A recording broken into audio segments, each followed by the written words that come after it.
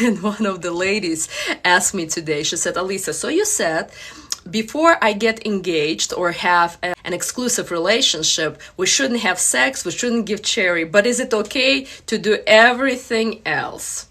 No, my friends, we do not do anything else. No kissing, no touching, ideally, no even kissing. Because the moment you start kissing, the next thing, you're gonna start moving fast in that direction of a cherry, right? And we don't wanna do that because we wanna keep the distance and get to know someone. And early sex actually hurts relationship than brings two people together. That you should keep for exclusive relationship, marriage, engagement, etc. If you have to go through engagement and then do it, but not earlier than that. Otherwise, you're building the relationship based on sex, and it's not a good stable foundation. The good stable foundation is a friendship. It's communication. When you know someone, their values, they're getting to know your values. But the moment you sleep in, you don't talk about those things. You don't get to know each other. And the worst part of it, a man stopped chasing you. The moment you give cherry, he's not taking you on dates. He's not interested to take you to concert, to movies, and all of this chivalry dead now. And you're like, wow, why did I give it away? And now it's too late, my friends. So don't rush. Don't rush. And by the way, my son is today here, so he might join us for just a second. And when he does, I'm going to ask him a question and you will see an interesting response from him. So you will understand, interestingly, why my son is not in school today. So honey, can you tell me why you're not in school today? Come here. Because the teachers are too rude and they yell at us. So teachers are too rude and yell at you. And how often do they do that? Like almost every day. Almost every day. And why do they do that? Because sometimes me and Beckham, my friend, we just laugh, we just make funny jokes, and they just start yelling at us. And then they're like, stop it! And then we start getting our refocus form and stuff. And they're telling you all the time, if you're gonna do this, you're gonna get what? Refocus. Refocus form. So basically, thank you, honey. I'm gonna continue, okay? So this is my 8-year-old. And so basically teachers are screaming, yelling, and threatening kids with the refocus form. So at this point, I'm taking our son out of this public ridiculous system, and he's gonna do online and homeschooling. We struggle whole year, I tried, but at this point, my friends, you cannot change the system. You just gotta move out of the system because masculine women who are working full-time and especially in a public school with 30 kids, they don't care to get to know your personality, your child's personality. They just care for them to get the results. And if they're not getting the results, they're screaming, they're yelling, and they're threatening kids, fear-based, that you're gonna get a refocus form. And I'm gonna tell your parents. And we don't punish our son. So that's why my son is here, so I won't be able to stay too long here, but I will do my best to answer as much questions as you can. So yeah, the system in United States, educational system, honestly, it's broken. Thank you for the heart. As a woman, how do I stop worrying about money? You said going to work is like going to war. So true. Yes, Rashna, this is really good question. We as a women, our main duty is at home, being a wife and being a mother. This is what we're born for, happiness and love. And happiness and love is not at work. It's not about money. And so if you're married, Rashna, you gotta start doing daily spiritual practices, and your fear gonna start going down as you're gonna connect to our Creator. It doesn't matter if you're Muslim, if you're Hindu, if you're Christian or Catholic, it doesn't matter.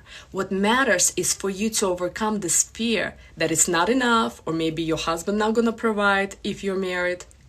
And I see most of the women, I see married women, they're scared to trust a husband to fully provide. And I remember, honestly, it took me 4 to 5 years to fully detach from my practice because I was making a really good income. I don't want to brag about it and tell you, but I had a really good income. But I was worried, if I'm going to let go, what am I going to do? What am I gonna do? How am my husband gonna provide for both of us? But I'll tell you, as you continue to doing either prayer, meditation, or affirmation, your fear is starting to peel off like an onion. The first layer is the hardest. And once this layer peels off, you are not scared anymore because you feel the true security, because a man can never give you that security. Not a husband, not a boyfriend, not society, no one. Only our Creator. And once you overcome this fear, you're no longer afraid that you can work part-time or not work at all and fully start trusting your man. But this is a slow process. You won't be able to overcome and get it in a month or 2 or 3. It's anywhere between 6 months to 2 years, depending how often you do the spiritual practices, every day or once a week. Once a week, it's a drop in a bucket. It's practically nothing. But if you do every day, you're going to start moving really, really fast. Really good question. But also, I don't know your dynamic. Is your husband willing to provide and protect? Is it only your fear, or he is not allowing you to stop working? So there's a lot to it. But again, you can overcome anything if you're going to start trusting our Creator. Otherwise, going back just to therapy, you are planting the seed and overcoming things in the realm of your mind, but that's not enough. When you're connecting to the source, to our Creator, you're connecting with your soul. And that's when you start to let go of your fear. That's not going to be enough. You're not going to provide. How I'm going to pay bills? Because the moment a woman lets go of a job, her husband's starting to make double income. And so everything you think that you're going to lose, he actually going to start making. So ladies, that's the way the universe, that's the way the spiritual laws are working. We're just not aware of it because we're just looking at the society and we're all afraid.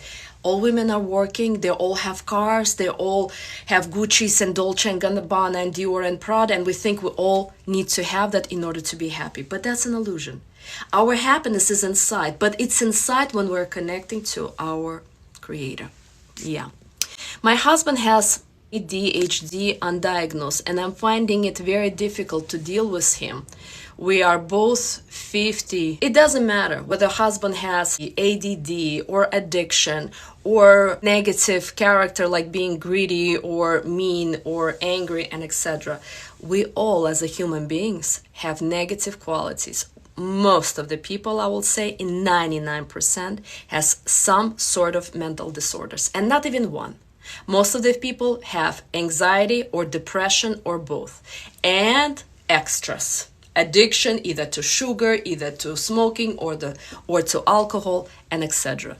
What's important is for you to accept his mental disorder. Because once you accept it, you're no longer going to expect anything from him. And when you're no longer expecting anything from him, that is a true love. Man, it doesn't matter whether he has a mental health disorder or not, he's going to start doing his duty. But when we're expecting something from men, not doing our job, basically being feminine, being kind, being loyal, being compassionate and kind, we're just kind of pushing them to do their duty, but it never works. We got to do first our duty. And so instead of like really trying to figure out how can he provide if he has this mental disorder, start doing the daily meditation or a prayer, and you will overcome this fear. And the answer is going to start coming to you. And you will see that you're detaching from work and he's starting to pick up work. So don't put an excuse that something is wrong with him, he won't be able to do it. That's what I'm seeing there, because it doesn't matter whether you're 50, 60, a man is born to provide and protect, but he only gonna do it for a woman that appreciates him, acknowledges him, who is proud of him, who respects him, and who trusts him that he will be a provider and protector. So again, what's missing, ladies, is you asking and right now analyzing it, but at some point you need to start taking action and moving forward. Morning routine is critical. You woke up, you took shower, you brushed your teeth, and you start doing either morning prayer, meditation, or affirmations, at least for 10-15 minutes. And then you go with the day. And when I say prayer, it's not, God, please make my husband provider. That's not what I'm talking about. You got to figure out the prayer that speaks to you and just acknowledge God through that prayer or through that meditation that you're doing. Or the affirmation. Watch my videos, spiritual videos on YouTube, and I go step by step how to do it. Where do I find a masculine man in a cold gray country? Friends, I shared that many times and I'll say that again. You will not find a masculine man just walking around in a gym, restaurant, or clubs, or anywhere. When we get a provider and protector, it's a blessing from above. Meaning you gotta be such a noble or such a feminine or such a selfless woman in order to attract provider and protector. It's like, again, finding a needle in a stack of hay. So rather than doing that, start working on yourself to become so feminine, and then you won't even have to look, because he will find you. And how he'll find you, it's a blessing from above. He gonna start seeking, where is a feminine woman? Because most of the men who are masculine, they're desperate. They're looking for this loyal, kind, compassionate, selfless women, but they're nowhere to find. It's like there's a rare breed. Now they're gone. The same thing with masculine men. And masculine men will be only with a feminine woman. So when women say, I have such a horrible man, he doesn't provide, he doesn't protect, he doesn't lead, he doesn't make decisions, he doesn't work, I know she's a masculine woman. And same thing, if a man is complaining, his wife is working, she's doing X, Y, Z, and he's miserable and unhappy, I know he's a feminine man. That's what attracts a masculine woman who is go-getter, who works, who makes her decision and pays for bills. She's gonna attract only a feminine man, or she's gonna make out of a masculine man a feminine man if he's not gonna run away. That's the way it works. Masculine attracts feminine, feminine attracts masculine. Feminine and masculine not gonna be together. They're gonna fight. It's like, look at the Hillary Clinton, masculine woman, politician, and who was the Bill Clinton? Lover boy, cheating on her, soft, kind, gentle, charismatic. You see that? That's not a working formula, because in this dynamic, a woman not gonna respect her man, and a man gonna be miserable, because who likes a masculine woman who tells him what to do? Sooner or later, he will cheat.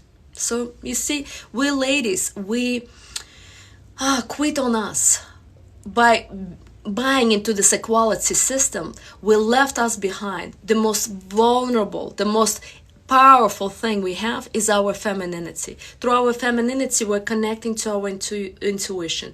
Through our femininity, we give kindness and love to our kids and our husband. And men are hungry for that. Thank you for the rose. And this way, we are exhausted by working, overworking, making money, paying bills. We're miserable, and they're miserable. Do you think they like playing video games and doing nothing? Some men are baking and cooking now, taking a feminine role, because a woman is working all the time. And kids are in daycare and kindergarten and etc. Instead of raising them, instead of giving them love and care and nurture, they're all working. And so again, stop blaming men. Stop looking for men. Work on yourself. Don't try to change anyone. The more you're going to invest into yourself, the more you will attract a masculine man into your life.